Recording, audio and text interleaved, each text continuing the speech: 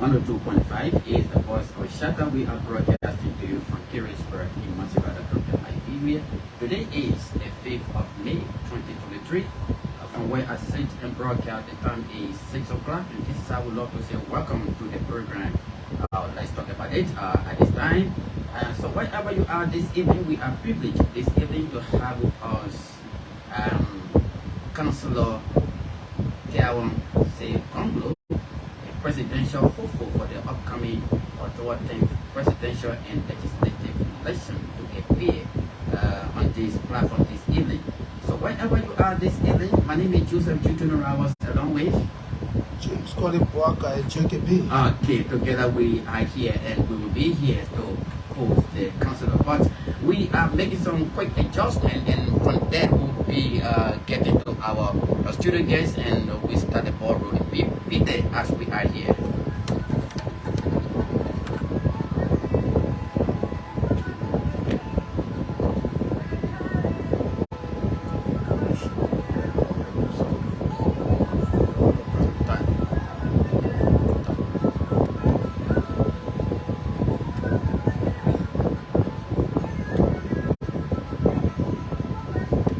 Welcome back. Welcome. This is I would love to say welcome to this segment of our broadcast here at Shatta 102.5. This is the program Let's Talk About It. And today I am in studio with James JKB. Okay. And also, as you were told, we are privileged today to have with us in studio one of Liberia's best counselor who have worked for the people of Liberia over the years. And he have decided also to take over the highest office in the nation, and he have come this evening to tell you the decision, why he have taken the decision, what are those things that he will do when elected as president. But quickly, let's go to the councillor and speak with him. Councillor, how you doing, sir?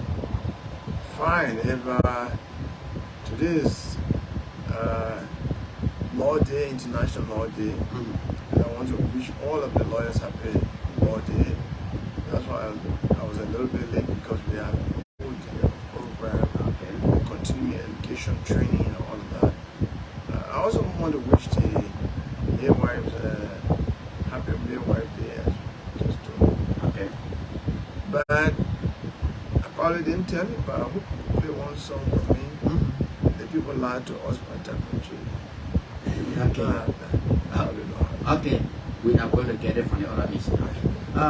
We will get that music played. But councillor, let's look at this issue. Now, people, somebody somewhere, this may be his or her first time hearing you, and hearing about you, or hearing your voice on the street.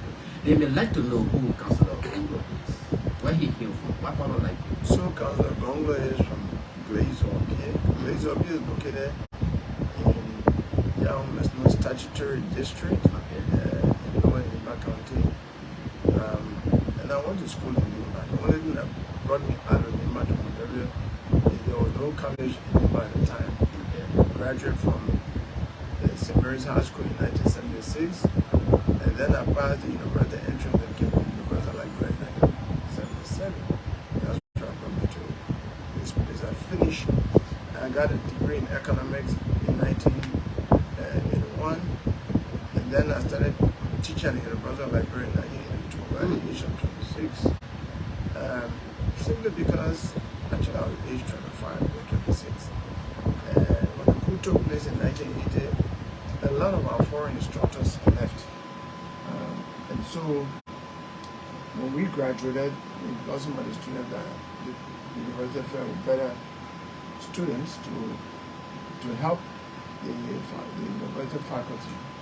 So I started teaching economics at the University of Liberia in 1982. I taught from 82 to 1990. While I was at the University of Liberia, I then went to law school in 1985 and graduated in 1987 school year. I've been practicing law since 1988.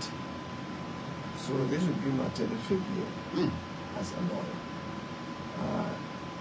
I'm known in Liberia as a poor man's lawyer because I've done a lot of human rights litigations, and as well as getting people free from the police stations and all of that.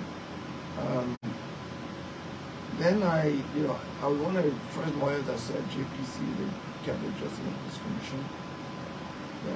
During Cllr, we did a lot of work getting people out of jail. I used to defend a lot of journalists in this country. There's no newspaper in this country that has not called me Lawyer of the Year or Human Rights Lawyer of the Year. Even in 2010, the Inquirer newspaper called me Man of the Year. So, and I've defended journalists in criminal cases and civil cases without a fee. So yeah, I strongly believe without the right for people to write and speak freely, you can't talk about democracy.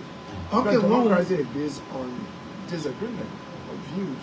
One would like to know whether you are married with children. So that is true. I have 3 children. I'm married to a beautiful woman called Shatta 102.5. She's from Zina Loma in Lofa County. Wow. My mother is from Yana Mother Home. I've been to those 2 places in my way around. Just a few months ago, I was in Zina Loma up the hill there. And then I went to Yana Mother Home. Yana Mother Home is in Bani land. Zina Loma is in Loma land. So you speak a little bit of Loma? No, I don't. Loma Gonga? Loma Gonga? I don't speak my Lord's language. I hope I could. Okay. I can say Wanai or something like that. Wana, hello. Yeah, because I heard a lot of that. So yeah, and then I work in government. So I practiced law. I taught at the university. I taught economics. I worked in government. I was executive assistant to Amos Sawyer for 4 years. He was interim president. So I usually tell people I'm the only person in the race who has learned to be president, because when you're mechanic board, you learn to be mechanic. Because I was working with Dr. Sawyer, so I was writing letter for the president. I know how to write presidential letter, writing speeches for him, sitting in meeting with him, taking notes, and sitting in the cabinet meeting and all of that. And then under President Sirleaf, in fact, some of that is in that one.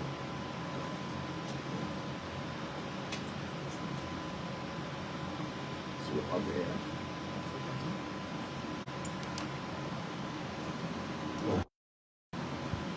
And also, We sincerely apologize for that breaking transmission. Go ahead, sir. right.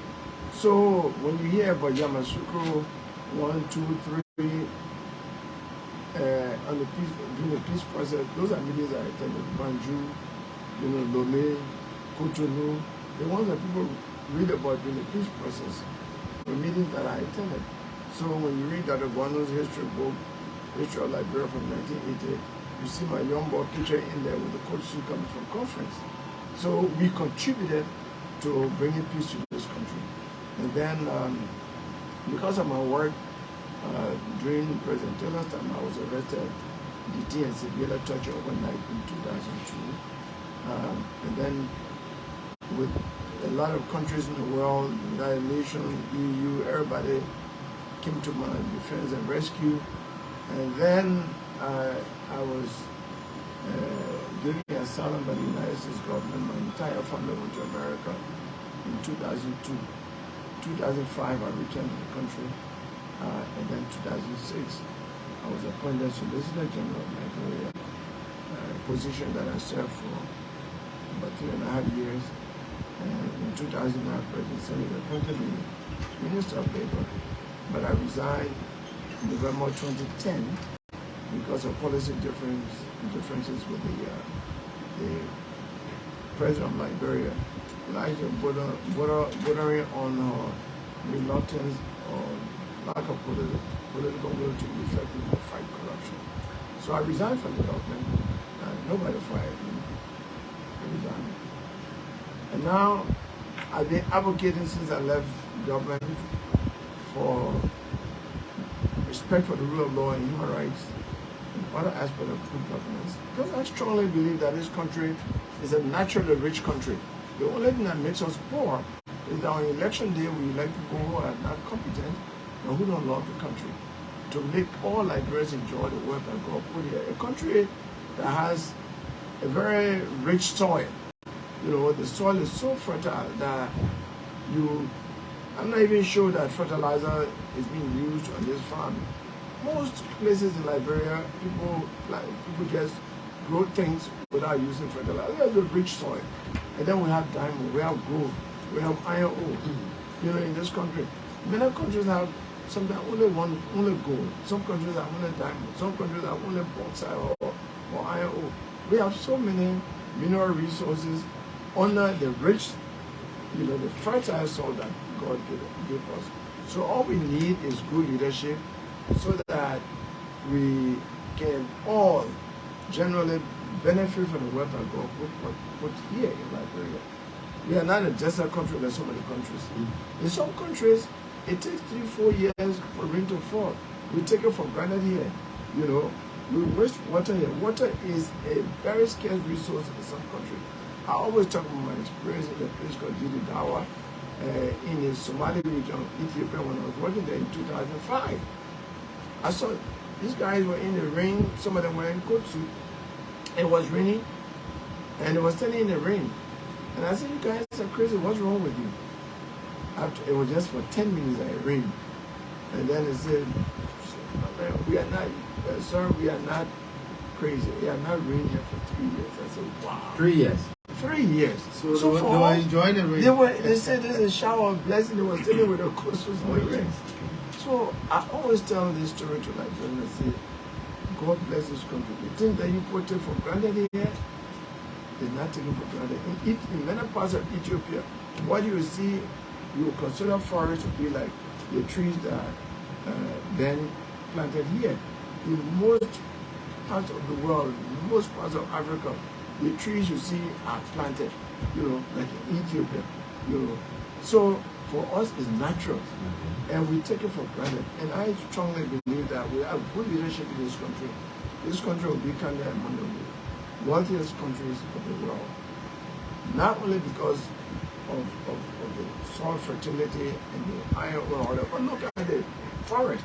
We still have over 40% of the remaining tropical forest in the whole of West Africa, which means we have more forest in this small country than Ghana, Nigeria, Ivory Coast, Guinea, Sierra Leone, all combined. We have more forest in those countries. That's a blessing. And you know, forest, we have mahogany, exotic tropical species that you can't find in most places in the world. Tourism alone, what they call ecotourism, for people to just come and see the things that are in our forest. If we have good government and security, then nothing that, you know, mysterious deaths of people, and the law is working, police is fully investigating and protecting people, it will make millions, if not billions of dollars for just ecotourism. I'm not even talking about the beach. You know, the beaches we have from our coastline, from Cape Mount to Cape Palmas, have some of the best beaches I've seen in the world. Better than Gambia, better than Bahamas. All we need is good governance to attract people to come to our country. And jobs will be created because, can you imagine if people build hotels from Cape Mount to Cape Palmas, they will draw a lot of people, you know, and this country will generate so much income. Okay, we have a lot of things in this country, like you said. Sorry, I'm being talking a typical Liberian way because I'm not equal. No, in fact, I say I can talk a typical Liberian way. Okay. I want more people to hear me. You talk about drama, we talk about gold, talk about iron ore, even the broom that you travel, we're going to tell you what you do with the broom. We're going to explain that to us. And all of those resources go there. Why do you think Liberia stayed down when it comes to development? One word. Well, 2 words. And I'll put the third one, lack of good leadership. So there are 4 words, lack of good leadership. If we have good leadership, things will be fine. Look, I'd like to talk about the country that they call UAE. That's where Dubai is located. It used to be a desert land, no trees, nothing, a barren land, and that land, nothing was only the animal called camels and donkeys. The people used to use to move around, no car. Then one leader came there. prime minister changed the whole country. So I was watching Al Jazeera TV and they asked, how come they place that used to be no man's land, Siso desert, and camels and donkeys that used to have here? Now you got skyscrapers, 50-story building, you know, you're even extending the land to the sea. And it's so attractive that all the tourists around the world want to come here. He said one word, leadership. He said that leadership can change everything. Now, Councillor, you have taken a decision for taking the highest seat in this country. What prompted? The love of country. The love of country. You know, I have wise sayings of so many destroyed by those who do evil. He said about those who watch them doing evil without doing anything. Okay. I see a lot from and I believe that I know what to do. I know how to provide that leadership to make to remove us, to free us from poverty, and to make us to live a better life.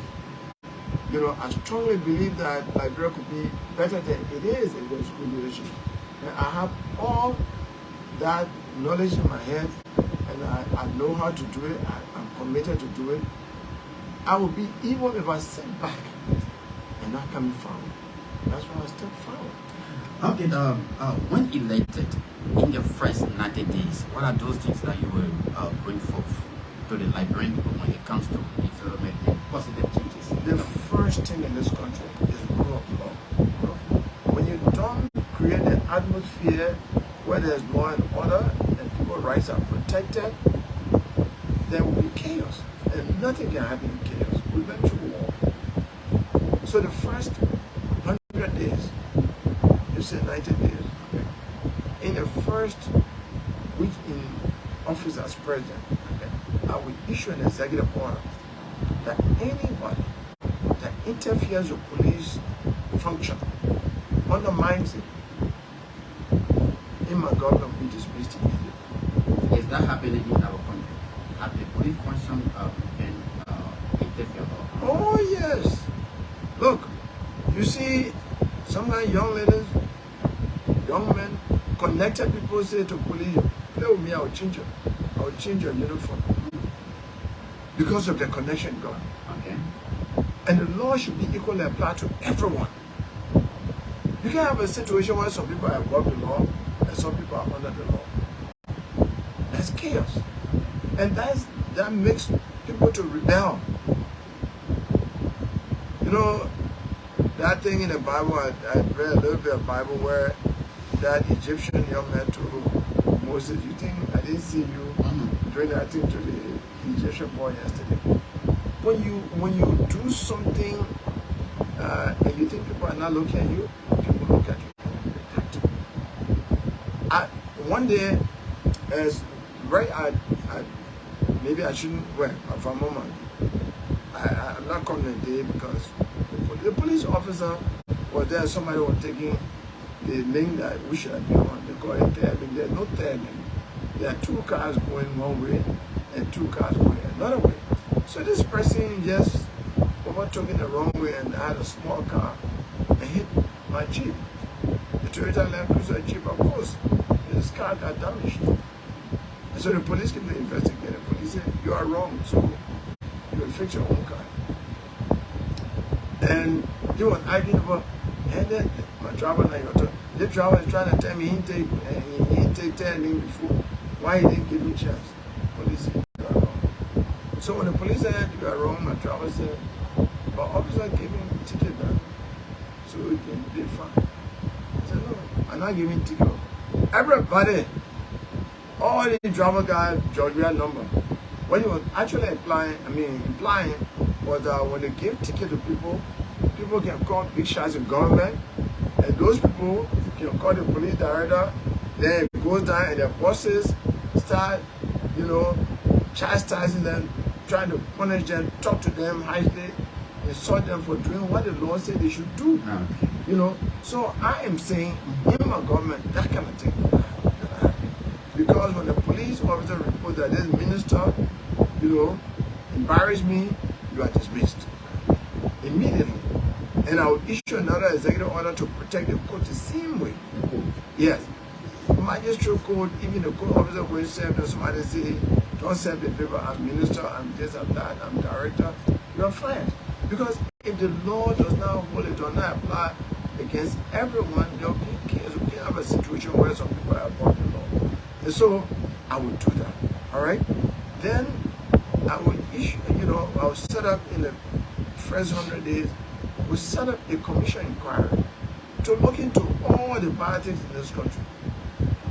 $16 billion, the other money business, people disappear, people got killed, police get investigated, guns coming in the country, nobody knows who's bringing the gun.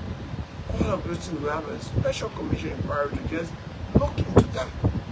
So that if people are held accountable, they can be, people are named, they can be held accountable. Because we need to make sure we clear, those kinds of things.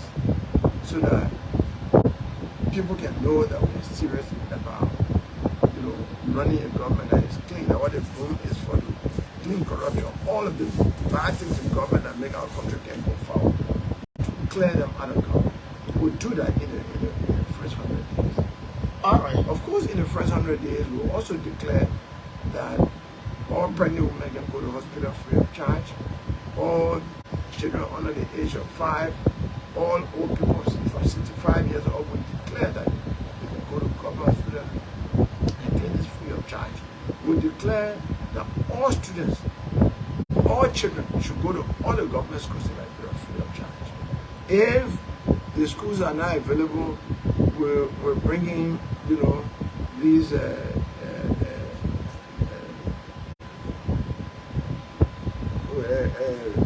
buildings that can be constructed, just their own building, right?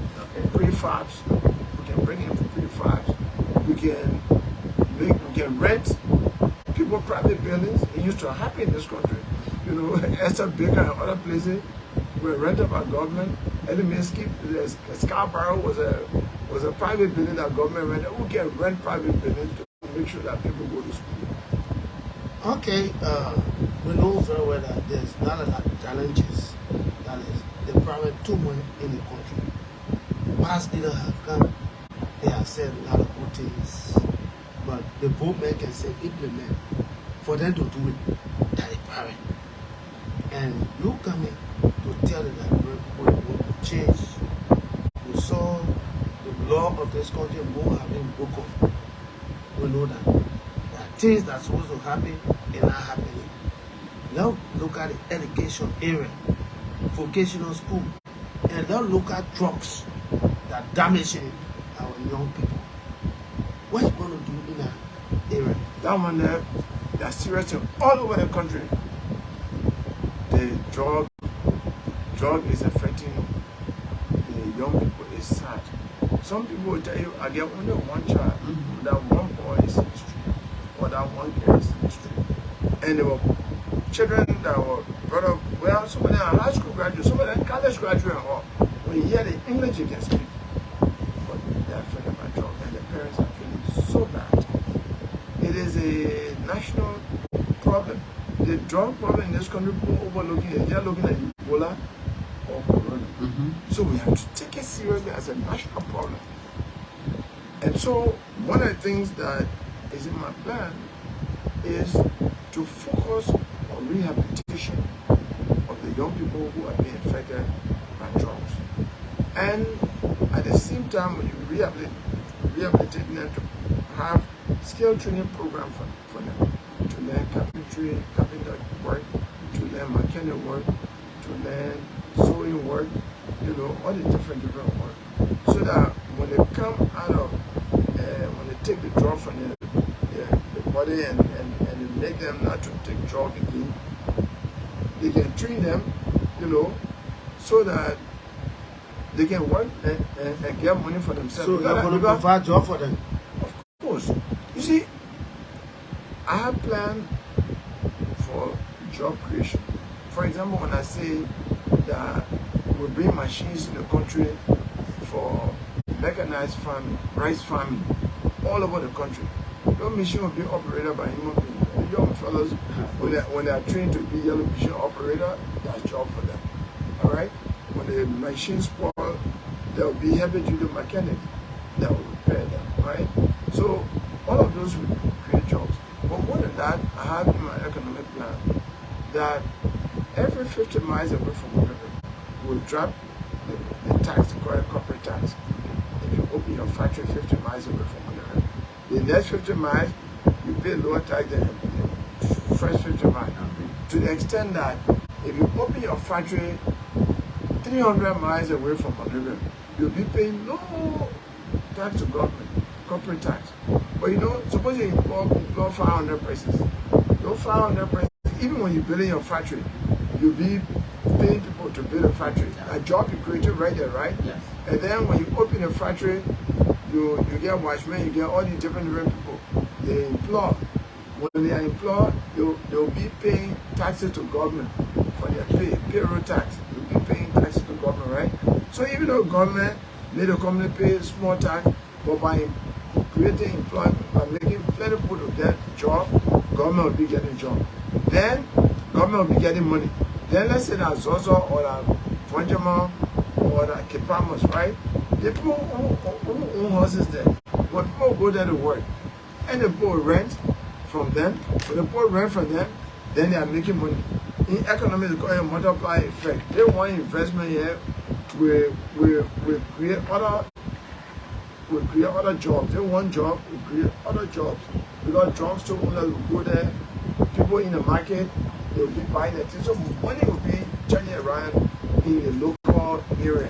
The thing that is good, and I want to connect to the job business, is that if you, in this country today, we've got a lack of job in the interior, Kipamos, Zozo, Greenville. As soon as they finish high school, they come to Monrovia, like the greener pasture, everybody comes in. But if you create jobs all over the country, then people will not leave their home and come. It will reduce the what they call rural urban migration. So cool. Because what is happening today is that when the children finish high school in Kipamon or Barclayville, any of those far places, when they come to Monrovia, they think that when they come to Monrovia, life will just change because of poor can come from Monrovia, go back home, and they're looking good. So they come to Monrovia, no job. They're frustrated. After 2-3 months, their friends say, man, what happened? Like, go somewhere so you can feel good. They're taking them to the ghetto. When they get to the ghetto, they take that drug. The first time they feel good. When the drug move from the island, they finish something like that. So they keep on the drug, and they see people now, a good child came and go, by the time you look, he has become unrubbable. He has become a jacking bag. All from that. So, because we don't have the economy in a rural area, everything is concentrated in Monrovia. Everything in Monrovia, so everybody can know Monrovia. We have to change that. It will create the kind of policy I have for companies that go in the interior to pay less tax, for corporate tax to government. We make a lot of people in the interior to get jobs. When you're happy that way, some people even be living from Monrovia now to go in the interior to get jobs. I get 2 examples that I like to give. In the 70s and even 80s, they used to have one company in Greenville called Vampla. Vampla was a plywood company. Oh, a lot of people were working for Vampla. Even Vanjama, when I had LPFC there, people were there. When they had Lipsuko, you know they used to produce sugar in this country. There was a company in Harper called Lipsuko, and used to produce the sugar that we import. We used to produce it right here. One Chinese company over there. Yes, a lot of sugar, and people, a lot of people came up on the quality because people were working there, you know, and getting money, paying rent. The market was bought. But I just came on Cape Palmas a month ago for southeastern Nigeria. It looks so poor. The only place that looks active and they get business that people call the Kavala Rubber Company, the oil palm company that there. But Cape Palmas is there today because the Suko that used to provide jobs, and there again, everybody has come to Monrovia. So that would be one of the things that I'll do to create a job. So when I create that job, or create a job opportunity, and these young people come from the drug situation, they are rehabilitated, then and they are trained, Somebody else will say, let me go back home to Cape Town, let me go back home to Panjuma, to Fancho, let me go back home to Blue, let me go back home to Tapeta, like that. Okay, let me bring you back to the justice system. Looking at justice in this country, sometimes you get it right, especially when it comes to the ritualistic, where somebody just slaughter somebody when you know they'll go to court or they'll go to jail before you make it know. They feel free that person to come by and say, what are you going to be doing in Well, you know, the law is saying that there are some crime that can be free. But when some ritualistically kill somebody to take their present eyeball or their heart and all that, that's murder. Yeah? That's murder. So, there is simply I'm talking, some other people, they are connected to people and they just, I see speaking a simple English, yeah, mango the kid, right? Mm-hmm. The mango, then you see the person also. Sometimes I see person with terror and kill somebody else again. They get some community in the country, they say, what happened there? The hard man. Because they know you always do it, then nothing happens. So we will change that.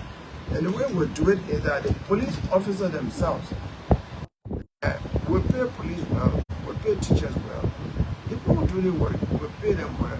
We pay nurses well, and we pay all civil servants well. You're paying them. One of the good things when you pay people well, they want to protect their jobs so they don't lose their job. Then that executive order will issue so that nobody can trouble the police. In that executive order, we'll put there that all the citizens of Liberia have a right to monitor the police, to videotape police people when they arrest people when they're doing their work, so that they can know the public watching them. And we'll put there any police officer that take anybody's phone away will be dismissed from the police and even punished, further. Will be dismissed and sent to jail. Because we want police work. If police work well in this country, the country will be correct. Everybody will want to come to the country. So police is number one. All the countries are doing well, whether it's Botswana, whether it's America, whether it's France, even Rwanda or Rwanda. When police carry on its duties so well without being biased, favoring anybody, but doing what the law says, so that when big men from American police and help you, the same thing police can do to janitor, they can do to bishop. Then everybody will say the law working, and when the law works, then things will be fine. When the law works and the police will not scared, they will investigate. When they kill somebody ritualistically, they will investigate. And look, everything starts from the top. If the president not interfering, and the president not, even my son, when I'm president, even my son from this crime, he will go to jail. He will go to jail. They will know.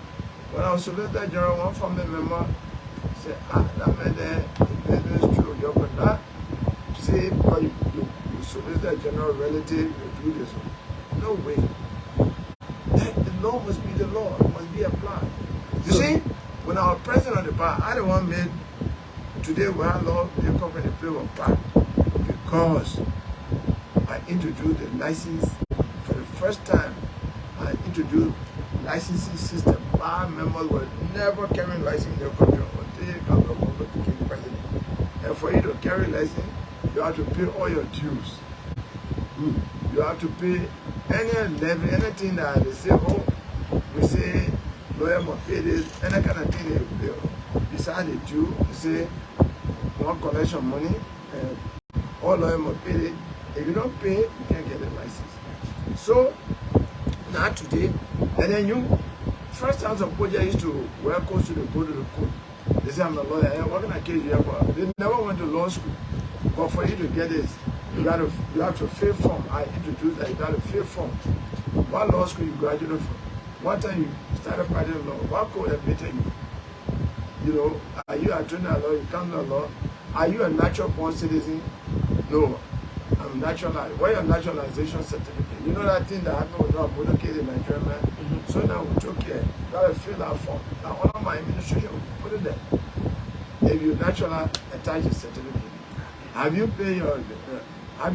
paid your license, professional license fee to the government?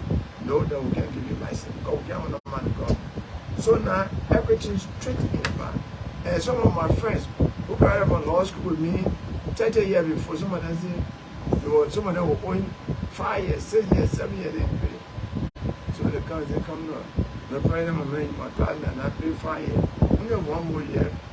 I said, you don't pay, you're not going to practice law. Because by our rule now, you get a license, you find people that can throw your horse out. Yeah, so I already, as Solicitor General, as Minister of Labor, as President of Bar, I've shown to people that my aid and my aid, my P and my P. So what I am already people know. Yes. If I support and say that man there, we want making president, because we're making president now, everything will be tough. It will be tough for everybody. You know. They will say, some people say, oh, at least the small thing we used to eat. We see I can look over and they want to pay with trial and I know where you can't be put. Now that I was not working in fact, I brought so much money to government through the Ministry of Labor, but the one they can put in your pocket and the one they say it's difficult. Because when a big man can't put in your pocket, I have a small one to take it. And your man leave your job, cook it, and go to the market, and you open that cookie jar, your small brother is sitting there with that. Yeah, but you open, you take 5, then you take 1, then you want to talk, who will talk? But the guy said, man, we know what happened. So, everything is leadership. Now, Councillor, normally we can witness you on the social media, especially once upon a time you were at the Capitol building with this room. You said you're going to sweep up corruption. How are you going to do that? When someone is caught in the lie, what are those things that you are going to do in order to stop another person getting involved in it? Government is a place to serve, not to steal. Road, no in jail, not in public office. Okay. Yeah. So I was sweeping Capitol building, I was sweeping Chamber of Justice, and I was showing the broom at the executive marshal. Those 3 buildings there. Once everything be straight there, the whole country will be straight. Alright?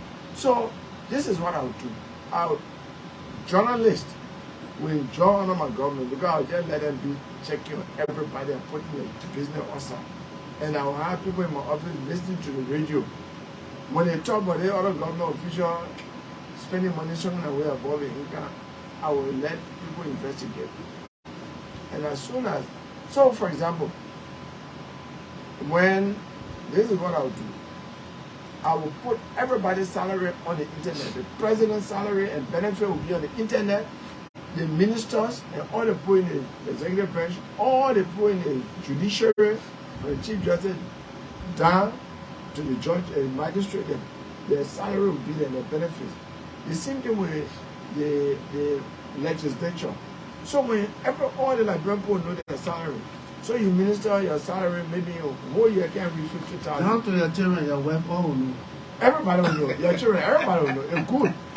Now, when you know the president's salary, so I don't want to give you, so you minister your salary whole year, maybe that 50,000 or even reach 50,000. Then 2 months pass, they see you building 5-story building. In your community, people will take their phone and check. Let's check on government website. But they mess up, they mess to they minister still. Because yeah, you're building 300,000 an hour. They were talking on the Shatta radio, they were talking all on the radio station. But people were here, I will call, I said, Minister, he said you're building 1 5-story building in Caresburg. He said, yeah, Mr. President. I will fire you because before you come to the government, you declare your asset.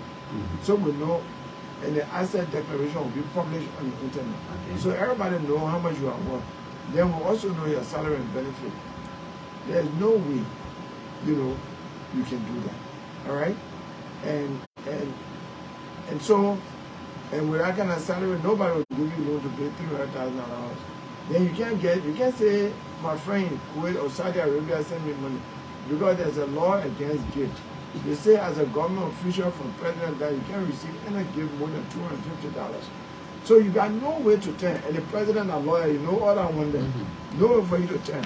So I will fire you and send you to the Liberian Anti-Corruption Commission to fully investigate you. Because maybe like the horse will know, maybe some other things there. When they investigate you, then they will prosecute you, carry you to court. When they handcuff you, they carry you to court. When they find you guilty, you go to jail for 5 to 10 years. But that one not enough for me. The law say, because you are getting all the money in the bank, all the cars you bought, the law can take off and you return it back to the people of Liberia. Yes. Then your family that were enjoying all that stolen money now, your family starts suffering. And all over the country, I've gone to 302 times where I ask people when they're in the town hall, and I say, so when 5 ministers are in jail and their family members suffering, the one that was enjoying the food, you think any other minister will want to stay again? They said, no. I said, when 5 ministers, each of them in jail for 10 years each for the kind of money they stole, and their family suffering, and the other minister watching them, you think any other minister will want to stay? The answer can be no. Then I can ask another question. You think anybody who want come in the government to steal, who want government job under my administration? They say no. I said, but then they're not only this, because when we start the stealing, we get plenty of money for our hospital, for our school, for our roads, for our mechanized farming, so we can have the job raising the country, everything. But more than that, what people don't know, that thing you talk ritualistically. The reason they get too ritualistically is because of the corruption in government, so they can go in job. But we're really taking the enjoyment part of government from there. We don't want to kill anybody again. Because to kill, you go to medicine and say, bring me in money, so you can be a representative, so you can be senator, so you can be minister, so you can be managing director. But when nothing inside beside your salary, you don't want to kill anybody for that kind of thing. So when we see corruption from government, how the country will be safe, and then we'll have enough money, then the country getting better. Like, bro, get better. I said, me, I want to be a project manager. You call it president, but I just want to be a project manager to team Liberia. Mastery for the better. Okay, let's just take a break. The team's Liberia mastery for the better. Let's take a song get loud.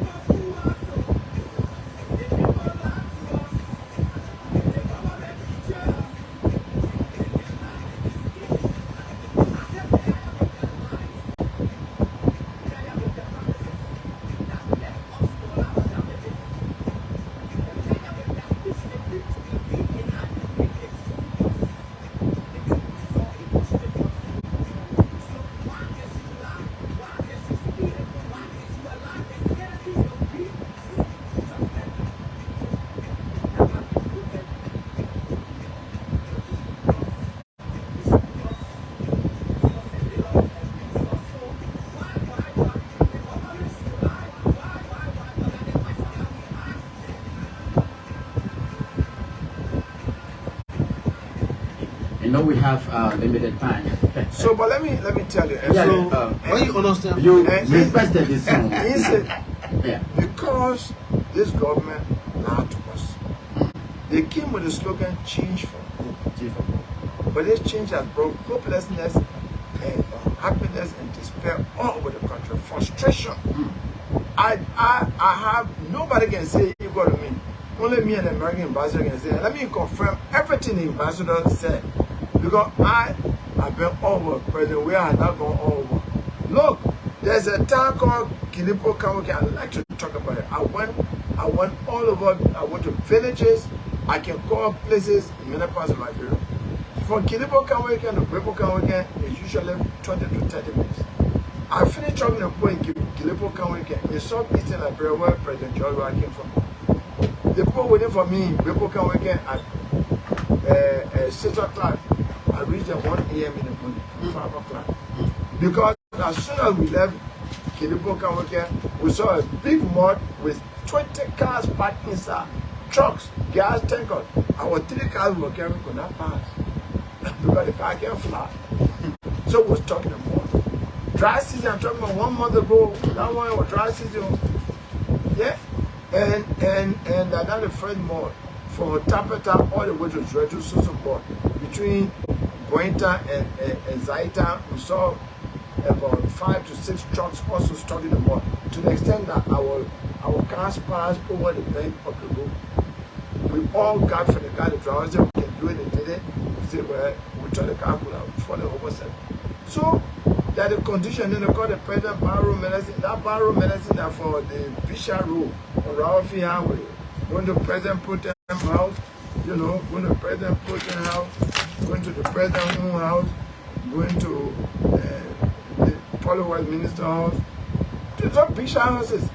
So, but the people in Southeast Liberia, in Philadelphia, in Grand Crew, in White Chicken where I slept, in Grand Crew, in Sasta, the president, when you go there home, tell them farm road. I mean, rich man farm road, poor man farm road, getting hell to go there.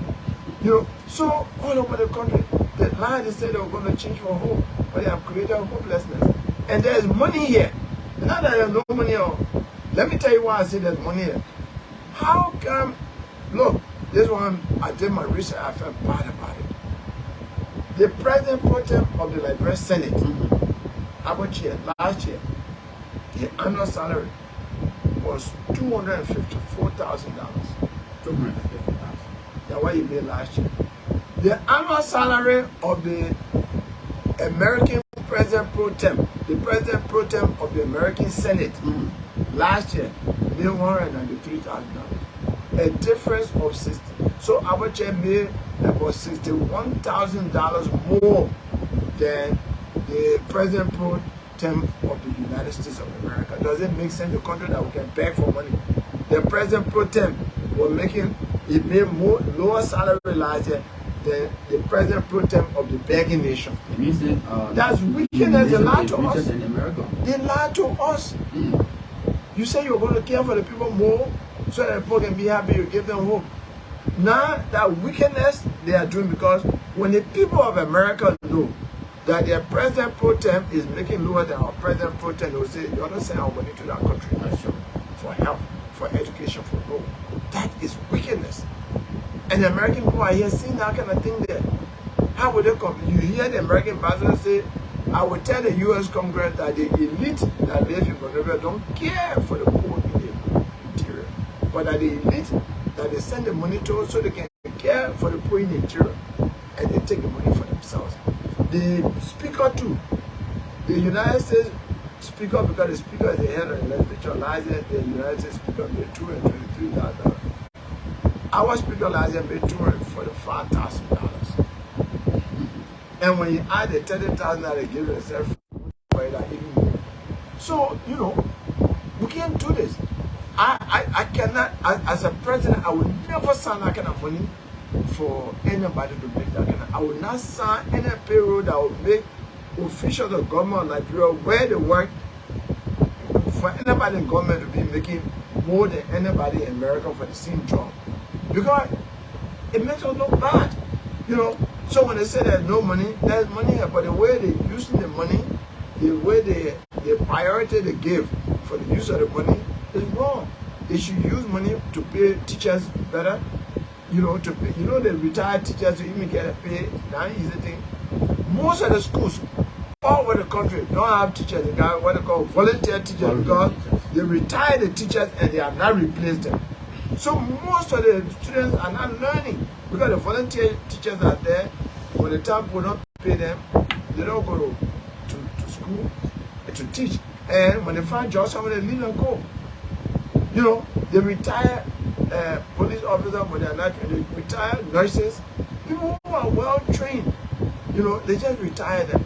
And even the ones who are working don't get a pay on time. Now they say, when they even get that pay, the one that got last month will be higher than the one that got this month. They keep harmonizing the harmonization and that end. But the speaker and the president pretend their own harmonization upward.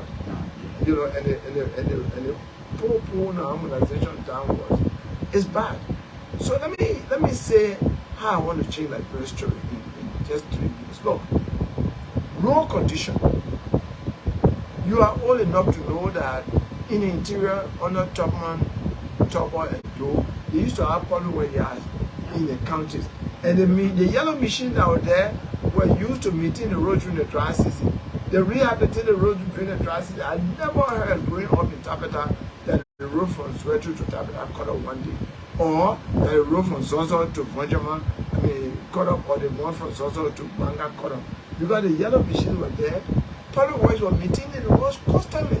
And they were also building farm to market road. I will bring that same idea back so that the roads can be maintained. It's going to take about 50 years for the government like to go quota everywhere. But they will maintain the roads so that people can carry goods to the market. And thing, you know. Then I talked about the hospital building. I already talked about it under my administration. Pregnant women can die here plenty because they didn't get money to go to the hospital when they get pregnant. And they go to the hospital every day until they give them. I will make all government hospitals free for pregnant women, children under the age of 5, and all old people 65 years old. I will make their children go to school from kindergarten to 12. They will not pay 1 cent for them. Their copybook, their pen, their pencil, the book they record textbooks will be given by government free of charge. We will open free trade school in the 15 counties for the children to learn trade. Let me tell you, all the places I've traveled in the country, the young boys put them motorbike and take you. Nothing else. I felt bad one in grandchildren, one of the played the gold mine, and then fell on the children. Yeah. About 5 of them died immediately. When I was in River says, in RTI, another gold mine that collapsed, one young man died, the other one put his leg. So if they were mechanics, they were tailors, they were carpenters, they will have other means or living, they can even be in their own time be tailors. But our government can provide an opportunity. The Guinean, the Ghanaian, the Nigerian, the Twitter for them. That one when they come here, most of the technicians that the company can employ can be other citizens because we are not treating our own citizens. You know, our own citizens when they go to work, what they do anything because our government is not treating. So we'll do that. I will eliminate as president what they call illiteracy. If people can read and write, I'll make everybody in the country to read and write 2 years. By giving stipend, the government giving stipend to junior high students, senior high students, college students, where they got colleges. After school, when they come, they finish eating, they go teach at least 10 people in their community, 1, 2, 3, and ABC. I believe in 2 years, everybody will know. And why it's important? Because everything in the country now, in the world, working on food. And you know number, you can't do food. You don't know how to read and write, you can't read text message. We'll do that. Then mechanized farming. We want to bring mechanized farming. Government will buy a machine and divide among all the farmers in the country to the farmers cooperative. But not be making big farm and fires too. You think we'll get 10 farm and fires too in your country that's still right there, it will go on. But no, rice will be here plenty. I want to change like restaurant from being a rice importer to be a rice exporter. I will make the army too. I will get them machine. The army since 1908, since we created the army, they never fought any war. They will never fight any war. So the war I want them to fight a war against hunger. And I'll buy farming machines for them to make big farm in the 15 countries by producing not less than 100 acres of rice farming in each of the 15 countries. That's the kind of thing I'll do. So I have program for rural, for health, for education, and for agriculture, and especially when I plant cocoa and coffee, they plant the sugar cane. But then rice we can eat. Because right now the world we hear, somebody gave up a bowl of planting with bring to eat, or we eat it. 9 o'clock tonight, I just say, you know, he said, no, I ain't you. What we eat right, we're not eating. So we need to produce rice. The country can be a rice exporter, we can produce not rice here, and sell some and make money for it for the country. Okay, let's just take a few costs. Let's take a few costs because people out there have listened to you and we like to find out something about what you just said. Right. So folks, this is how we love to say welcome to Shatta FM. As you are told, we are not even announcing the number of you have started calling. Call on 0778308299, 08007162114. Let's take our first call this evening. Good evening.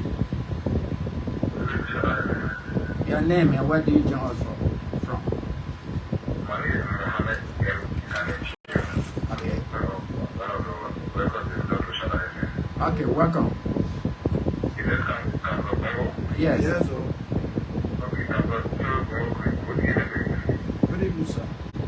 Thank you very much. This is the European Authority on phone with country for the deputy for the Shatta 102.5. This is what you know when you're here on what each time you give on phone. You can make issues that you do for the You're right. I want to know what is your type of plan to have for what you do in the community? We are being out of these people who are out of the youth. I can be very challenged of that one. We are coming to inclusion with what the message is people. I want to know what the result is for them. It is people that have been handled seriously. Okay. There have been no joint comment, no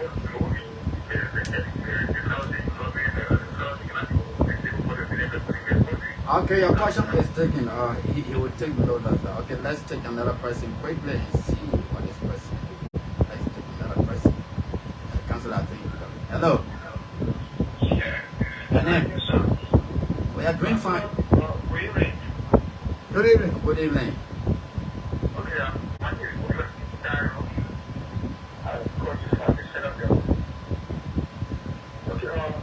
I just want to thank you very much for the great celebration. You see, all of those things that explain.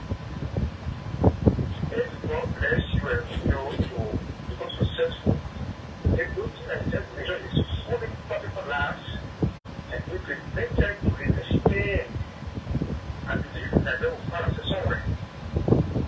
And we just want to ask God to really proud people.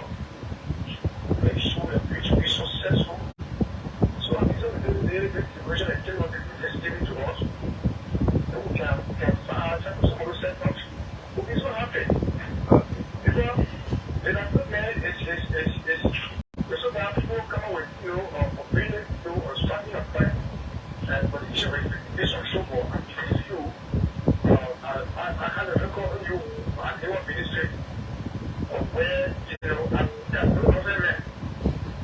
so I know everything I've said, but you want to take protect you that at least you can reach it.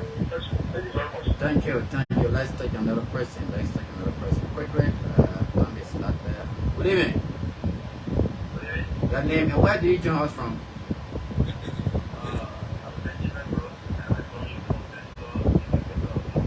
Yeah, Ben Brooks, the manager for Shatta. Welcome.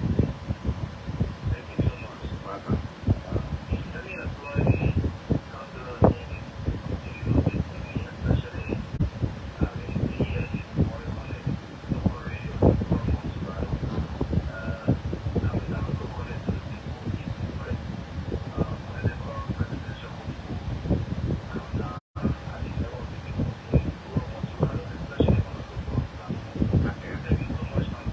Thank you. You're welcome.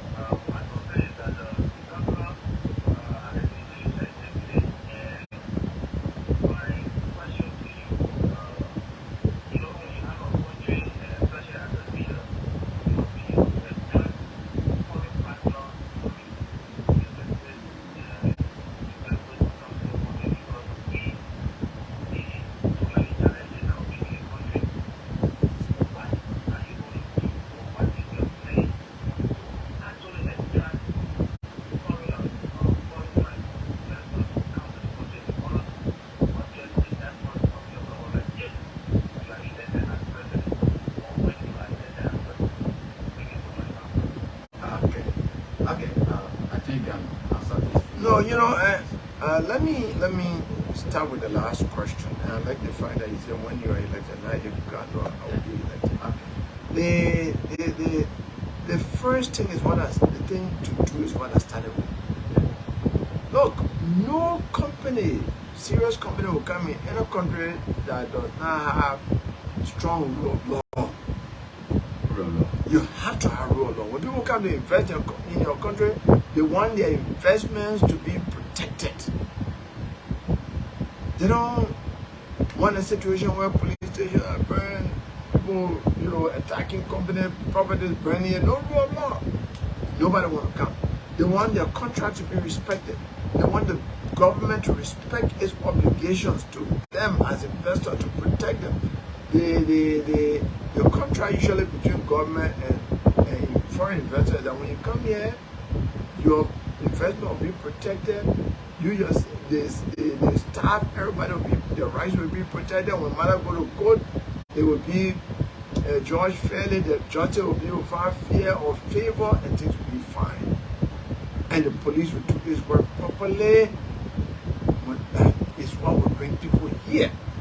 If you don't do that, nobody will come here. Nobody will invest. Investments are chaos shy. They're afraid of chaos. Yo, they're afraid of chaos because when you bring your investment in a chaotic country, in a country where there's no rule, for the insurance can go way up. Yeah, lawyers in London, other people say no, that country you carry your business, then you pay 2 times the insurance that people can pay in other countries. So rule of law, and that is why I say that the first thing that will be on my agenda, because that one will make the country attractive for investors and for tourists. The other thing I want to talk about the young man that has a disability. I didn't mention it because we started talking about the drug offender youth. Yeah. But I am a human rights lawyer, and I believe in equality of rights of all. In fact, when I become president, one of the things we'll do will make sure that every public building is accessible, is made accessible to the physically challenged. You know, so that they don't have to have, you have steps, but you got other places where you can. The law by association headquarters that I started, you know, that I built the first floor of, got a place for the physically challenged, because we do have physically challenged lawyers. I mean, I taught a student in law school who was blind, you know, and he was one of my, he was a very sharp student, he was making A's on me. He's going to be a good lawyer, he might even be a judge. He could be Chief Justice of this country because he's so brilliant. You know, as a judge, you don't have to see, you only hear and you decide. So I think a blind judge, a blind judge might even be a better judge than any other person. Because he's not seeing anything. He can only hear the evidence and rule. You don't hear, but you see the Court of Justice is blind. When the Temple of Justice, the Court of Justice is blind. Because justice is based on hearing evidence and deciding. You only need your ear and your mouth to be a good judge. Not to see, because maybe you see a handsome man or a beautiful woman, it might affect your judgment. So yeah, but let me say that I believe in providing, make sure there is a disabled person in the country. We want full inclusion in the governance of this country. Look, I'm lawyer for the albinos, you know, I'm lawyer for so many physically challenged people. In fact, yes, let me just say that the chairman of my party, Liberian People's Party in Nimba, is a man with 1 foot. He's physically challenged. That's an example. Yes, and we just have one of the legislative candidates from Montserrado County that might run on our ticket is a blind person. Cool. Okay, let's take this person because time is not in our favor. Good evening. Yeah, good evening. Your name, where do you join us from?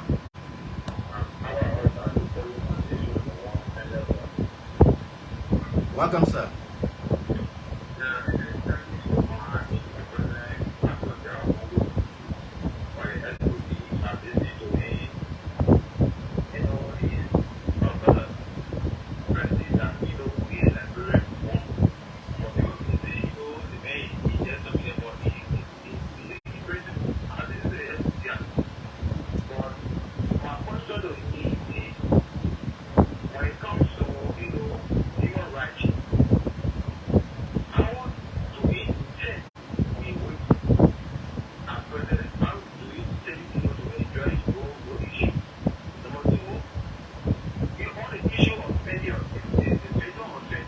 see you on the go by down when that movie was to me. I don't know how was the experience I done. And now the people, we the students, we are seeing, being on one after one to us independent. And actually, so I listening to SOD is a very good family that, we all get like parents.